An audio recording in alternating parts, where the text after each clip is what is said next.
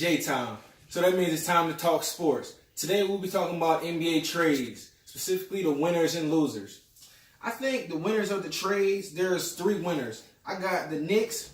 I said they won this trade because they got rid of a guy in Kristaps Porzingis who's 7 feet tall, but he's coming off an ACL injury. He hasn't played all year, so they got rid of him, cleared cap space by getting Dennis Smith Jr., DeAndre Jordan, and Wesley Matthews. They've since then waived Wesley Matthews, which opens up cap room in the summertime for them to sign two notable free agents. Another winner in the trade market was the biggest winner, in my opinion, is the Milwaukee Bucks. They traded away some lower level guys, Thon Maker, other guy that they at one point they had Stanley Johnson. They traded him too, and they got a guy Nikola Mirotic who shoots 37% from three.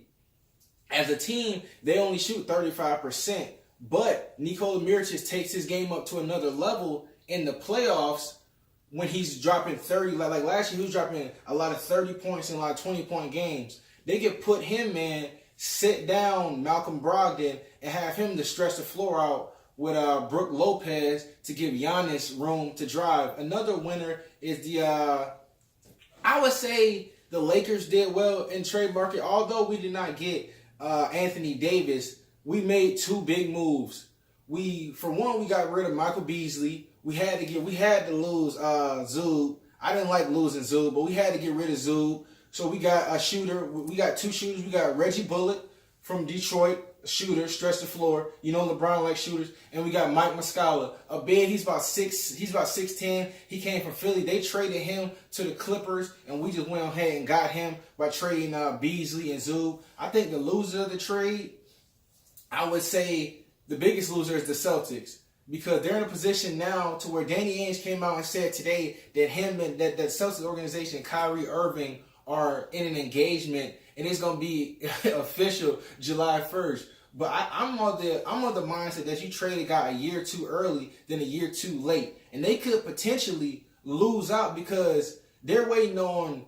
They couldn't trade for Anthony Davis because of the Rose Rule, which means that Kyrie Irving achieved the max deal before he was off of his rookie contract. Only players that are considered elite, they can qualify for the max, and that was made for Derrick Rose because he came out so hot that he qualified for the max in his second year in the league. So since he has the Rose Rule, Anthony Davis has the Rose Rule, they would have had to trade both of them. They didn't want to trade Kyrie Irving. They think they're going to be able to package Terry Rozier, Jaylen Brown, and Jason Tatum to get Anthony Davis. But if Kyrie Irving leaves and goes to play like in LA with LeBron, and they've had conversations, and then Anthony Davis's dad came out and said he doesn't want Anthony Davis in Boston because of what they did to Isaiah Thomas, they could end up losing on everybody.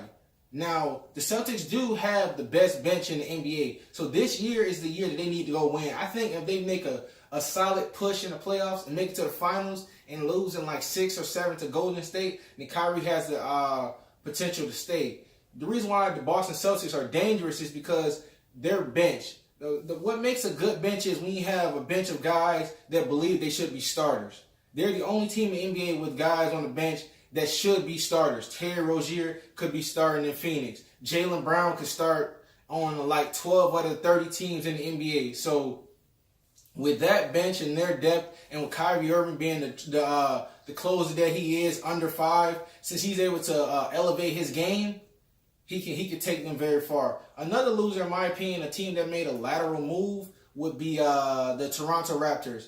Yeah, they traded. They got Marc Gasol, so people are all high on that. They think that's gonna be cool, but he's 34 years old. He really wasn't doing anything in Memphis. He was considered to be old. He was considered to be worn down, and they had to trade away 2 of their young guys off their bench. They call him the bench mom. They gave away DeLon Wright. They gave away C.J. Miles, and they gave away Jonas Valanciunas. So since they gave away those guys, all they did was they depleted their bench. They added a big who's slow, which they like to go small anyways, with Serge Ibaka and what's the other buddy's name? With Serge Ibaka and Pascal Siakam. And Pascal Siakam, they like to go small with them to surround them with Kyle Lowry, Danny Green, and Kawhi Leonard. So Marc Gasol, he's not going to play in the last 7 minutes anyway. So why make that trade? So now they're in a position where they only have 10 guys on their roster. They can add up to 5 more guys in the buyout. So their team is depleted for no reason. They should have traded Kyle Lowry for Mike Conley, but they didn't make that move. So I think that those, in my opinion, are the biggest winners and losers in the trade market. As always, like the video, subscribe to the content. We'll be having new content on Mondays and Wednesdays. As always, this is Jalen Abraham signing off.